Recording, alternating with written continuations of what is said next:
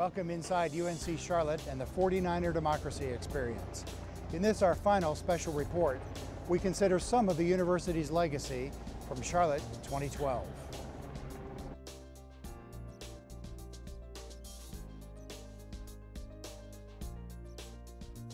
And we enjoy even more of the sights from Uptown Charlotte.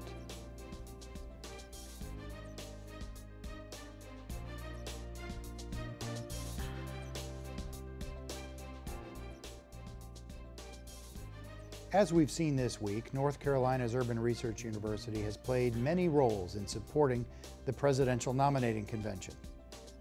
One of our legacies is the worldwide exposure that's come with sharing our story. Nearly a year's worth of activities began last fall with the inaugural Chancellor Speaker Series event with Erskine Bowles and former Senator Alan Simpson. Other highlights of the year have included a visit from a cabinet secretary, a partnership with the Washington Center, and a recent visit from international dignitaries to learn more about American education. The university's received a steady stream of worldwide news media coverage as our faculty experts share their knowledge and tell the Charlotte story to outlets from nearly every continent. The North Carolina State Treasurer was even seen in national coverage of a convention event in her UNC Charlotte scarf. National broadcasts highlighted our main campus.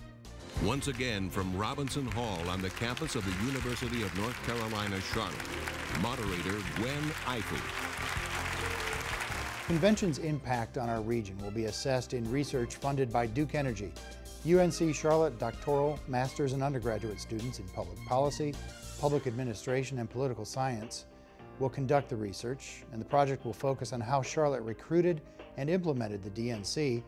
We'll also measure perceptions of the convention among Mecklenburg County residents. In addition to research about the convention, the events in Charlotte provided the stage for unveiling research on an important issue in our society. The Congressional Black Caucus Foundation Forum at Center City was the backdrop for this report from UNC Charlotte and Howard University. It looks at the disparity and disadvantages facing African American males in high poverty and minority schools across the country. Our research was charged with changing the conversation that black males don't want to achieve in school. There are deficits to the educational system and societies. When a student goes to school, their address makes a huge difference. So you hear rhetoric in educational systems where we want all kids to be prepared for college, or we want all our kids to be career ready when they get out of school. But our investigation unfolded based on the address and the zip code of the school. They may not be offering all the classes that are needed to get into the most prestigious public schools in the country. So what this does, just based on the school that the kids go to, really puts a barrier of the entry and access to a UNC Chapel Hill, a UNC Charlotte, and that is through no fault of their own. What I believe is that if you're going to a public school, you should have the opportunity to compete for any public university in that state. There's a lot of different things that you can put in the school to promote success. What we see a lot in political circles right now are people finger pointing. You know, we have people saying that the unions are the problem. On the other side of that, I've worked with BAYO, that's the Black Organization for Educational Options, and charter schools. But what both of those sides need to do, and I say this from someone who has worked with both of them and who refuses to take a side, what both sides need to do is to cooperate with each other.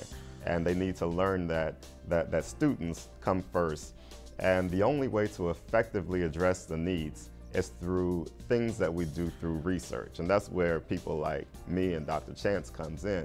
We can give them research on what does it take to help these kids succeed. Thank you for joining us this week for these special webcasts from Uptown Charlotte. You can continue to follow daily news from North Carolina's Urban Research University. Visit us at inside.uncc.edu. Don't forget to watch our monthly television program on WTVI. Now we conclude this special report with more of the sights from Charlotte 2012.